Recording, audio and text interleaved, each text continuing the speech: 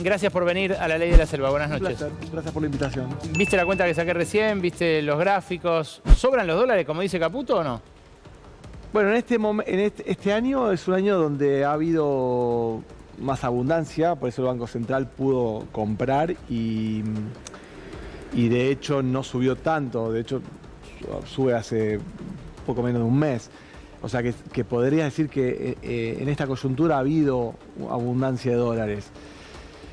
Yo creo que más estructuralmente a esta Argentina, a esta economía, le va a necesitar un tipo de cambio más alto que este, porque a este tipo de cambio me parece que no le va a sobrar dólares a la economía. Por razones parecidas a las que mencionabas.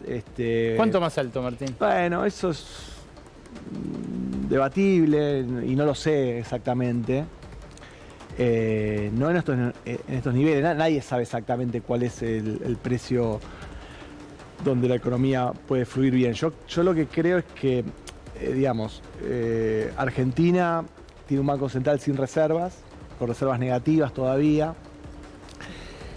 Para que un país como este funcione bien, el Banco Central debería tener orientativo, de hecho se lo pone el Fondo Monetario Internacional ya hace varios informes, staff reports, dice Argentina tiene que parecerse a Perú, a Uruguay, que son países dolarizados, bimonetarios, como Argentina, y esos países tienen bancos centrales con reservas equivalentes a 20-30 puntos del PBI. Más que positivas, ¿no? Entonces, claro, si vos quisieras en 5 años tener 10 puntos de reservas netas, tendrías que acumular 15.000 millones de dólares, acumular, no comprar, acumular 15.000 millones de dólares por año promedio. Cuenta rápida, ¿no? Sí. Y a eso, eso sería el excedente que tendría que generar el mercado privado para que venga el Banco Central y compre. El sector privado dolariza su portafolio. Vos mostrabas recién un número ahí que en un año relativamente tranquilo, el sector privado está comprando cerca de 3.000 millones al mes. Entre 2.000 y 3.000, ¿no? Sí, no un año electoral, el año electoral es más. Podés tener inversión extranjera directa positiva por ahí los próximos años, pero tenés dividendos y utilidades e intereses de la deuda pública y privada que pagar. Entonces, cuando haces la cuenta, para mí Argentina tendría que estar unos años con superávit de cuenta corriente, que eso significa básicamente un superávit de comercial, de exportaciones por encima de las importaciones.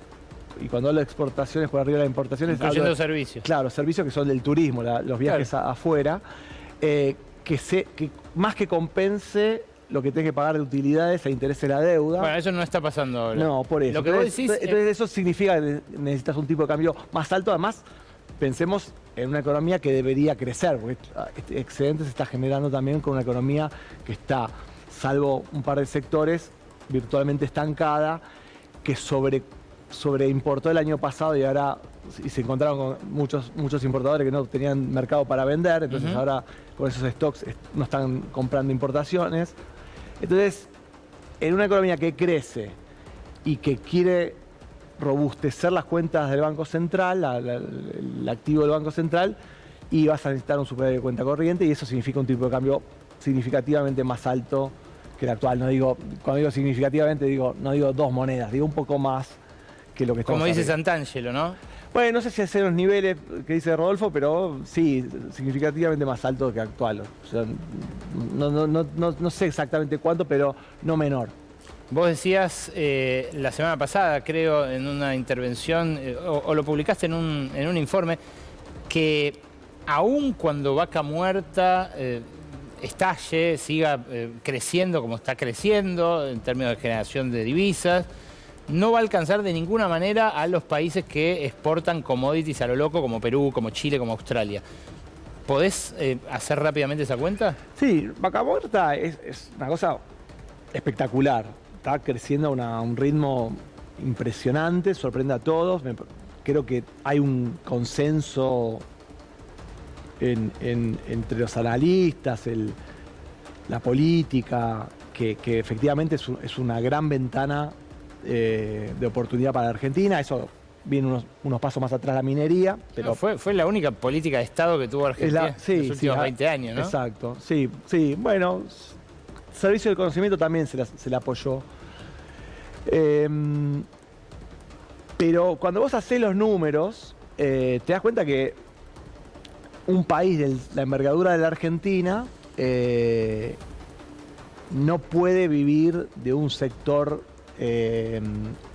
proveedor de divisas como la energía, como el caso de Vaca Muerta. O sea, si Argentina viaja, si Vaca Muerta viaja a la velocidad que promete viajar, vos vas a pasar, y sumando la minería, o sea, en un escenario muy optimista, pasás de tener $500 per cápita de exportaciones a 1.000 en 5 años. Y $1.000 de exportaciones es poco. Chile exporta 3.500 de cobre. Canadá 6.000 de minería y energía. Australia, con mucho menos población, 9.000. O sea, y obviamente todos estos países, Australia, Canadá sobre todo, que es un país de un tamaño parecido a la Argentina, que exporta 6 veces lo que vamos a exportar en el mejor escenario, sí. Tiene industria, tiene servicios, claro. O sea, tiene una canasta exportadora mucho más amplia. Entonces, no hay forma de que, digamos, de que así como se decía antaño, una buena cosecha nos salva, que Vaca Muerta nos salve, que nos tiremos a dormir porque van a llover los dólares y nos van a salir por las orejas. Como... Pero parece ser ese el plan, ¿no? Porque uno lo escucha... Bueno, si ese es el plan, está mal pensado, o yo lo veo mal pensado, porque, digo, hago los números y no veo cómo podés depender de eso, sobre todo por lo que mencionabas en tu editorial, que es una economía que el sector privado demanda mucho dólar. Hay otro dato muy importante. Cuando vos mirás a la economía argentina, el sector privado históricamente no es proveedor neto de dólares, es demandante neto de dólares. O sea, no trae, saca. Cuando nos contás a nosotros los argentinos que ahorramos en dólares. Sí, sí. Entonces, es difícil pensar que vos vas a conseguir financiamiento externo, privado, suficiente como para compensar lo que no te da un excedente comercial. Claro, lo que pasa es que la otra vez también pasó con Caputo. Mientras funcionan estos modelos a base de deuda y financiamiento externo... público en ese momento. Es cierto, en ese momento era público, ahora son las empresas las que más se endeudaron, pero que también van a tener que pagar. Mientras funciona parece ser recontra sólido, pero se desvanece en el aire en 3 minutos. Bueno, digamos, este es el país del Día de la Marmota, ¿no? O sea, digo, parecemos esquizofrénicos los argentinos, porque el año pasado, no 4 o 5 economistas, yo te diría un conjunto amplio de economistas, digamos, todos profesionales, pero que tenemos nuestras diferencias, nuestros matices. Sí. El grueso decíamos, mirá, está muy bajo el dólar, hay que flexibilizarlo, finalmente el fondo lo fuerza a flexibilizar. Che, el dólar, tendrás que comprar más reservas, estás corto de reservas, no mantengas el dólar tan bajo. No, mandril, no, que no entiende nada de economía. A vos te putearon tupido, ¿no? A los 2 meses estaban pidiendo la escupidera porque tenías la corrida, tuviste una corrida cambiaria fuerte, que si no aparecía Trump y Scott Bessent, salías del esquema de bandas. Entonces quiero decir, y 3 meses después estamos discutiendo si tenemos enfermedad holandesa, que significa básicamente que te llueven los dólares y que no sabes qué hacer con tantos dólares, teniendo el Banco Central con reservas negativas. Entonces, a ver, tratando de empatizar con el equipo económico, tratando de ponerte en los zapatos del equipo económico. Bueno, vos no vas a querer decir, estoy preocupado por el mercado cambiario.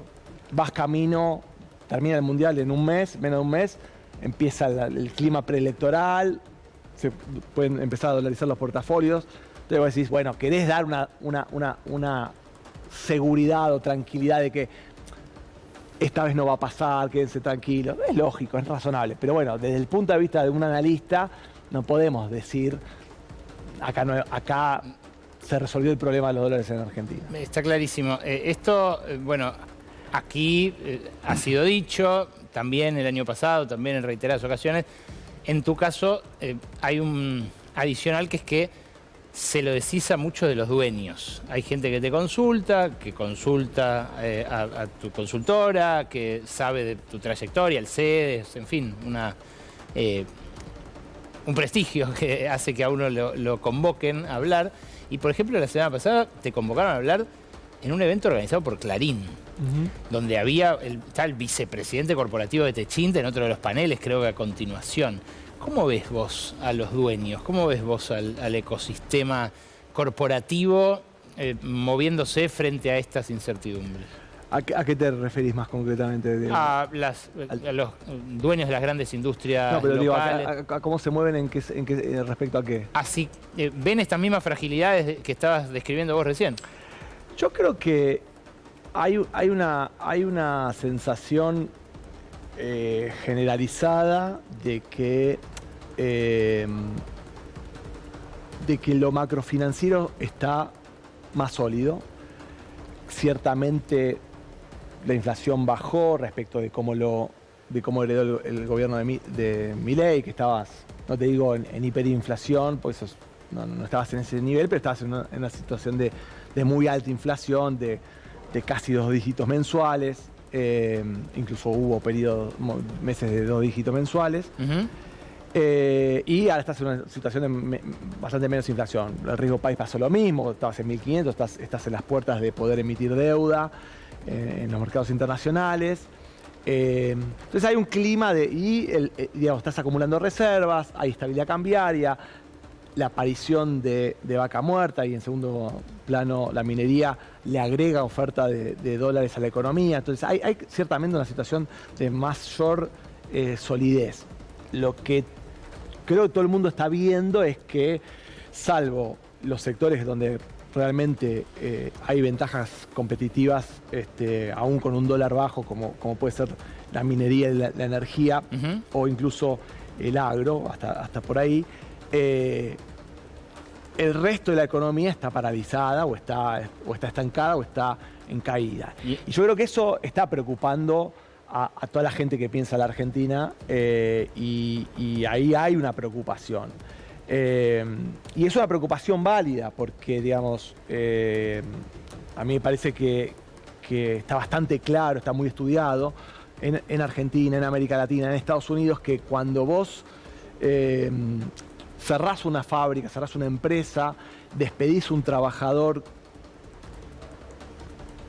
la economía no es como la vemos en las aulas de la facultad, en los libros de texto más sencillos, donde rápidamente ese capital que se destruye y esa mano de obra que queda desempleada se reubica fácilmente en otro sector de la economía.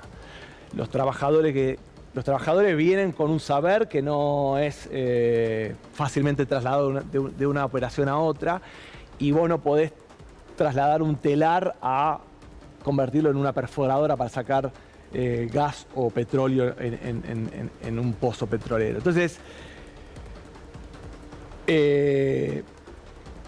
romper, cerrar saberes, cerrar capacidad organizacional, tiene un costo perdurable en la economía y es gravoso.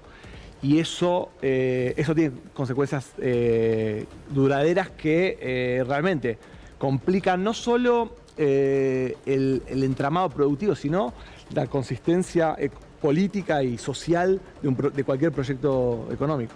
Esto último se nota en los últimos movimientos del establishment, esta última apreciación que haces. Vamos a ver si los negocios priman, porque también hay gente ganando mucha guita, ¿no? Bueno, ese es el espíritu del capitalismo, que las empresas ganen plata. Exactamente. Y así funciona, y funciona en muchos lados muy bien. Así que, no, digamos, eso no me preocuparía. Lo que me preocuparía es que